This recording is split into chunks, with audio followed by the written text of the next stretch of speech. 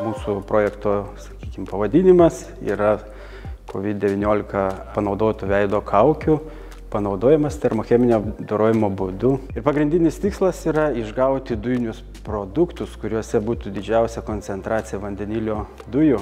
Plastiko problemos, kad jisai neyra gamtoje.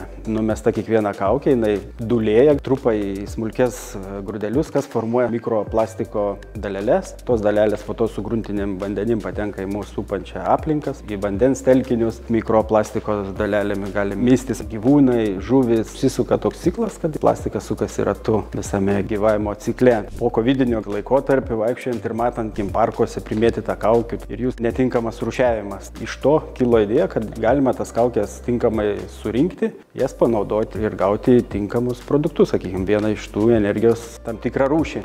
Termocheminio veido kaukių perdirbimo prototipas, sakykime, skirtas granuliuotom plastiko atliekoms skaidyti į vertingas dujas. Kaukių granulės patekusios į dujinimo įrengį aukštoje temperatūroje virsta dujomis ir tos dujos toliau yra valomos aukštoje temperatūroje per tam tikrus filtravimo elementus, praeina katalizatoriaus įkrovą ir tom katalizatoriuje jos suskyla iki dviejų pagrindinių produktų, tai yra vandenilio dujų ir anglies monoksido. Tam tikrose etapuose mes radom anglies dalelių, kurios formavosi ant filtravimo sistemų. Atlikę tos eksperimentus, nustatėme, kad tos nano dalelės su pakankamai dideliais efektyviais paviršiais, kurie galėtų būti panaudojamas kaip katalizatoriai arba absorbentai įvairių kenksmingų teršalų. Atsiradus poreikiui tą technologiją pačią galima pakreipti būtent tų dalelių išgavimui, jeigu rinka diktuotų savo sąlygas, kad tokių produktų reikia. Projekto finansavimas buvo iš ES struktūrinių fondų per